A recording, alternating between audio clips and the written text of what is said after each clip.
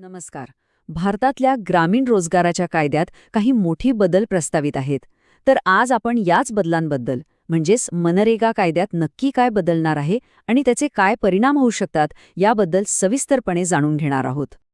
तर झालं असं आहे की जो आपला मनरेगा कायदा आहे, ज्याबद्दल आपण सगळ्यांनी ऐकलंय, तो रद्द करून त्याच्या जागी एक नवीन कायदा आणण्यासाठी संसदेत एक विधेयक मांडण्यात आलंय.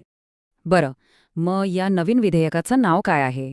तर याला म्हणतात विकसित भारत गॅरंटी फॉर रोजगार अँड आजीविका मिशन ग्रामीण बिल 2025, ज्याला आपण सोप्या भाषेत VBG-RAM-G असं म्हणू शकतो.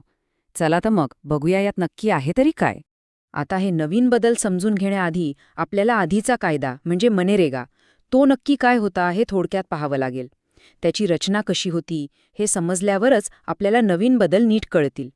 तर मनरेगा म्हणजे महात्मा गांधी राष्ट्रीय ग्रामीण रोजगार हमी कायदा 2005. याची सगळ्यात महत्त्वाची गोष्ट काय, तर ही फक्त एक सरकारी योजना नाहीये, हा एक कायदा आहे. म्हणजेच ग्रामीण कुटुंबांना वर्षातून 100 दिवस कामाची कायदेशीर हमी देणारा हा कायदा आहे. ह्या कायद्याची काही खास वैशिष्ट्य होती. पहिलं म्हणजे हा हक्क आधारित होता. म्हणजे जर तुम्ही काम मागितलं आणि 15 दिवसांत मिळालं नाही तर तुम्हाला बेरोजगारी भत्ता मिळण्याचा हक्क होता.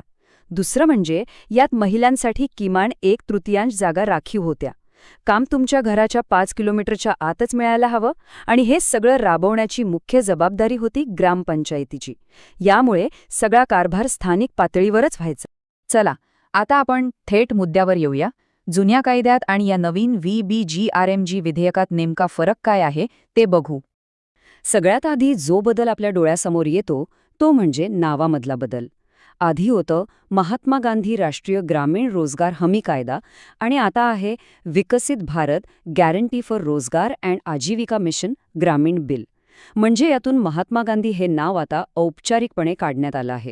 पुढचा आणि सगळ्यात महत्त्वाचा बदल म्हणजे कामाच्या दिवसांमध्ये वाढ. आत्तापर्यंत 100 दिवसांच्या कामाची हमी होती, ती आता नवीन विधेयकात 125 दिवस करण्याचा प्रस्ताव आहे.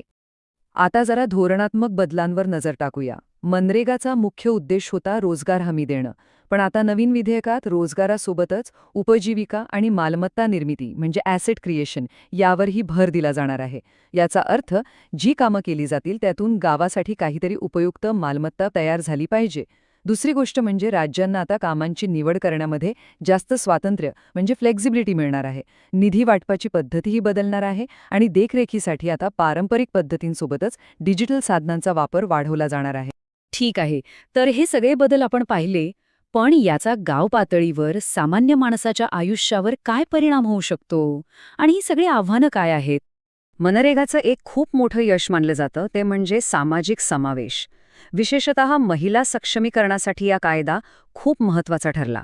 कायद्यानुसार कमीत कमी 1/3 कामं महिलांना मिळायलाच हवीत, पण अनेक ठिकाणी हे प्रमाण त्याहूनही जास्त दिसतं. यामुळे महिलांचं कौटुंबिक उत्पन्न वाढलं. इतकंच नाही तर अनुसूचित जाती जमातीच्या लोकांनाही घराजवळ कामाचा हक्क मिळाल्याने त्यांचं जमीनदार आणि कंत्राटदारांवरचं अवलंबित्व कमी झालं.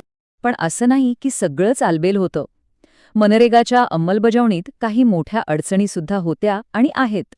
जसं की सरकारकडून पैसे वेळेवर न मिळणं, काही राज्यांमध्ये मजुरीचा दर बाजारापेक्षा कमी असणं, लोकांमध्ये आपल्या हक्कांविषयी पुरेशी जागृती नसणं आणि काही ठिकाणी भ्रष्टाचार. यांसारख्या समस्या नवीन कायद्यासमोरही आव्हान म्हणून उभ्या राहतील. म्हणजे थोडक्यात सांगायचं तर हा बदल म्हणजे फक्त कामाची हमी देण्यापुरता मर्यादित न राहता त्याला उपजीविका आणि ग्रामीण विकासाच्या एका मोठ्या मिशनचा भाग बनवण्याचा प्रयत्न आहे. तर मग प्रश्न हा आहे की कागदावर हे जे बदल दिसतायत म्हणजे कामाचे दिवस 100 वरून 125 झाले, पण हे प्रत्यक्षात जमिनीवर कसं उतरणार? या बदलांमुळे ग्रामीण भारताला खरंच एक नवी दिशा मिळेल की आव्हानं तशीच राहतील? याचं उत्तर आपल्याला येणाऱ्या काळातच मिळेल. अशाच उपयुक्त माहितीसाठी महाट्यूब चॅनलला नक्की सबस्क्राईब करा.